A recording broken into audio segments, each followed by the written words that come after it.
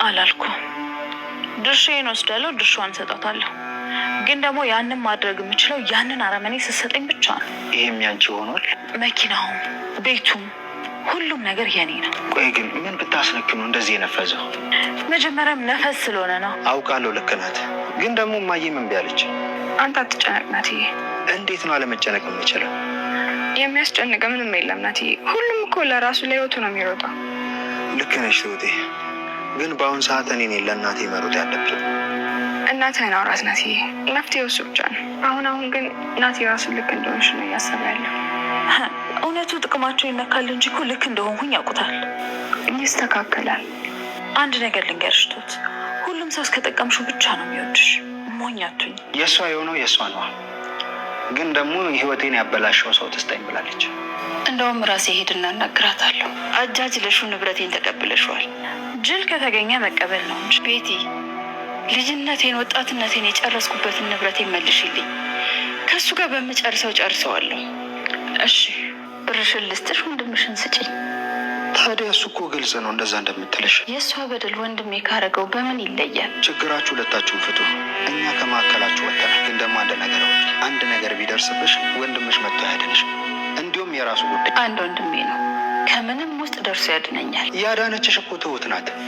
እኔ እንኳን አላዳንኩሽም። እሱ ግን ድምፅሽ ሲጠፋ እንኳን የት ነሽ ብሎ አልፈለገሽም። ምን ያደርግ ታዲያ? ሞታለች ተብሏል እኮ። ትንሽ እንኳን ለልጅ ማስቀረት ያቅጥ። ይቅርታ። አሁንም ልትጠቀምብኝ ትፈልጋለህ ማለት ነው? አይደለም፣ ለሁለታችንም። ያ ካልሆነ ደግሞ ልጃችን ምንም ነገር አያገኝም ማለት። ኧረ እባክህ፣ ለልጅህ አስበህ ነው? አለምዬ፣ በድሮ ፍቅራችን ስለምወድሽ እንጂ ልገልሽ ይችል ነበር። ሙሉ ንብረት አስፈርሞ መውሰድ ከመግደል በምን ይተናነሳል? ደግሞ ማትገለኝ በምክንያት ነው። እና ለአንድ በር ባዶዬን ልታስቀሪኝ ነበር? እሱ እንደ ጸባይ ይወሰድ። መኪና ይሻለሁ። አይሆንም፣ አይሆንም አልኩሽ።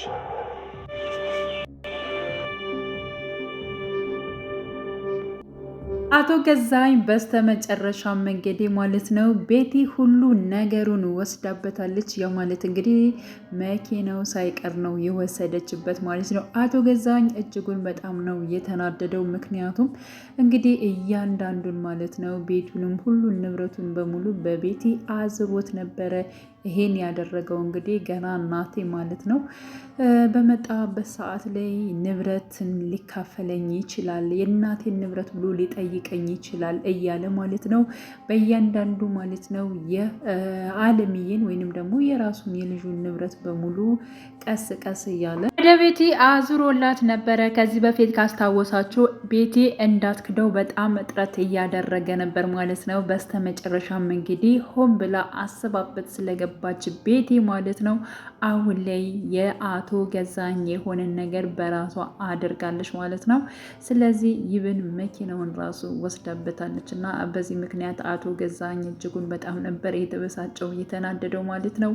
እንዲሁም ደግሞ ተንበርክኮ አለምዬንም ይቅርታ ጠይቋል ማለት ነው። ምክንያቱም እንግዲህ እስካሁን ላደረስኩብሽ ነገሮች ለፍቅራችን ስትይ ለልጃችን ስትይ እባክሽን ይቅርታ አድርጊልኝ በማለት እንግዲህ ከአለምዬ እግር ላይ ተንበርኮ ማለት ነው ይቅርታ ጠይቀዋለች። አንተ እንዴት እንደዚህ ታደርጋለህ? ከመቼ ወዲህ ነው የልጄ ንብረት ብለህ አስበህ የምታውቀው? በማለት እንግዲህ ያው እሷም ማለት ነው ይቅርታም አላደረገችለትም ማለት ነው። እና አሁን ላይ ማለት ነው አለምዬ እጅግ በጣም መወሰን ያቃታት ነገር አለ። እሱ ምንድነው ወንድሟን አሳልፋ ለቤቲ መስጠት ማለት ነው። ምክንያቱም አለምዬ እስከዛሬ የለፈውበትን ንብረቴን እፈልጋለሁ በማለት እንግዲህ ቤቲንም ጠይቃት ነበረ ማለት ነው። ቤቲን እንግዲህ አሁን ላይ ንብረትሽን የምትፈልጊ ከሆነ እኔ ግማሹን ላንቺ የሚገባሽን ንብረት እሰጥሻለሁ፣ ግን ደግሞ እሱን ነገር የማደርገው ወንጀለኛ ወንድምሽን አሳልፈሽ ስትሰጪ ነው በማለት መልሳለች። እኔ ያደረኩት እኔ የለፈውት እኔ ያን ሁሉ ነገር ያደረኩት ነገር ለዚያ ሁሉ መልስ አይደለም ወይ? እኔን ያሰቃያችሁኝ እንደዚያ ስታንገላታችሁኝ የነበረ ሁሉ የወንድሜን ነገር አይስልም ወይ በማለት እንግዲህ ተናግራ ነበረ። ቤቲ ግን በፍጹም እኔ እሱን አይመለከተኝም፣ አያገባኝም እዛ ሲያንገላታሽም የነበረው እንዲሁም ደግሞ 2 ዓመት ከ6 ወርም ከአንድ ክላስ ውስጥ አግቶሽ የነበረው የገንዛ ባልሽ እንጂ እኔ አይደለሁም በማለት ምን ያክል ነፈስ ቢሆን ነው አንቺ እንደዚህ እየተጫወትሽበት እያለች እንግዲህ ነፈስ ከተገኘ የፈለገውን ነገር እንግዲህ ያው መውሰድ ይቻላል በሚለው ማለት ነው። ያው ቤቲ መልሳለች። በነገራችን ላይ ቤቲ በጣም ጀግናና ጎበዝ ነች። በዛ ላይ እንግዲህ የሚገባትን ለእኔ ተገቢ ነው ያለችውን ነገር ነው የወሰደችው ማለት ነው። ግን ደግሞ አቶ ገዛኝ እሷን መክሰስ ራሱ አልቻለም ማለት ነው። ምክንያቱም በጣም ብዙ ወንጀለኛ ነገሮችን ሰርቷል ማለት ነው። እንዴት አድርጎ ነው አሁን በምን አቅሙ ነው ቤቲን የሚከሳት ማለት ነው። ስለዚህ ምንም ማድረግ አልቻለም እና አለምዬን የጠየቀው እንደምንም እናንተ ጋር አብረን በመቆም እባክህ እናቴ በማለት ናቴንም በመለመን ማለት ነው እሷን የሆነ ነገር እናድርግና እንዲሁም ደግሞ ንብረታችን እናስመልስ በማለት እንግዲህ ናቴንም ቁጭ አድርጎ ጠይቆት ነበረ። ናቲ ግን በፍጹም አንተ ራስህ እየሰጣሃትን ለምንድን ነው እኔ የምቀበላት ብሏል ማለት ነው። እና ቤቲ አሁን ላይ ማለት ነው እጅግ በጣም ነበረ እንትን ያልሽ። በነገራችን ላይ ናቴ የናቴን ንብረት መልሽ ብሏት ነበረ። ግን ያው ተመሳሳይ መልስ ነው የመለሰችለት ለናቴም። ምክንያቱም ናቴ የናቴን ንብረት የማትመልሽ ከሆነ እኔም በምትወጃት በእህትሽ እመጣለሁኝ ነበር ያላት ማለት ነው። እንዴት እንደዚህ ትለኛለህ? ጭራሽ በእህቴ እንደዛ በሆነችው እህቴ እንዴት ትመጣብኛለህ? ብላ በጥፊ ነበር ያጮለችው ቤቲ ናቴን ማለት ነው። እና ይሄን ነገር ማለት ነው ያው እኔ የእናንተን ገንዘብ አልሰጥም አላልኩም፣ ግን ደግሞ እንደዚያ እህቴን ስንክልክል አድርጎ ላስቀመጣት የኔን ህይወት፣ ልጅነቴን፣ ሁሉ ነገሬን የወሰደብኝን የአለምዬን ወንድም እንድሰጡኝ ይፈልጋለሁ እንጂ እኔ የእናንተን ንብረት አልወስድም ብላ በተደጋጋሚ ነው። ስለዚህ አሁን ላይ ሁሉም ነገር ያለው ከአለምዬ እጅ ነው፣ መፍትሄው ማለት ነው። ምክንያቱም ናቴም ተናግሯል። አንቺም ሄደሽ ብትጠይቂያት እንደዚህ ነው ያለችው። ስለዚህ ወንድምሽን አሳልፈሽ ስጪ፣ ንብረትሽም ይመለስልሽ፣ ካለዚያ ግን ምንም ነገር የለም። አንደኛ እውነት አላት፣ ቤቲም እውነት አላት ማለት ነው።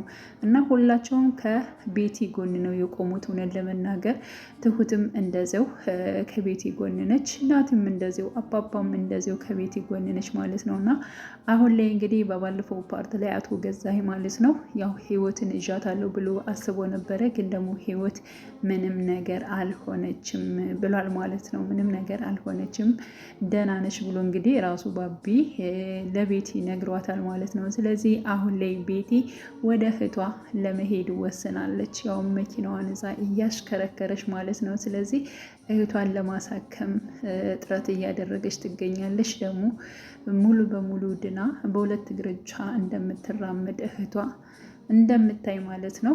ያው ከሙሉ ተስፋ ጋር ሁላችንም እንጠብቃለን። እንዲሁም ለረዥም ሰዓት ከእናቷ ጋር አታወራም ነበር። በስተመጨረሻም የሁሉ ነገር መስዋዕትነት የከፈለችው ለነሱ በመሆን ለቤተሰብ በእሷ ችግር ምክንያቶችን ቢፈጠሩ አሁን ደግሞ እራሷ ተቋቁማ ችግሮችን ለመፍታት ችላለች ማለት ነው። ስለዚህ በዛ መልኩ ነው እንትን የሚሆነው ማለት ነው። አለምዬ አሁን ላይ ለመወሰን እጅግ በጣም ግራ ገብቷታል። እንዲሁም ደግሞ አቶ ገዛኝ ማለት ነው እንግዲህ ያው በዚህ እድሜያቸው ሆነን ለመናገር የሆነ ተንኮል ነገር አሁንም አድርገዋል ማለት ነው። ቶስ እያሉ ማለት ነው ትሁትን ሱቅ ከላኳት በኋላ ምክንያቱም ትሁት ከዛ ቤት ልትወጣ ነው እና ከቦርሳዋ ውስጥ ማለት ነው የአለምዬን ሀብል ይዞት ነበረ፣ ራሱ አስገብቶታል። ስለዚህ እፈትሽሻለሁ ብሏታል እና ራሱ ያስገባውን ሀብል እንግዲህ አገኘሁት ብሎ በሱ ወንጀለኛ ሊያደርጋት ይፈልጋል ማለት ነው።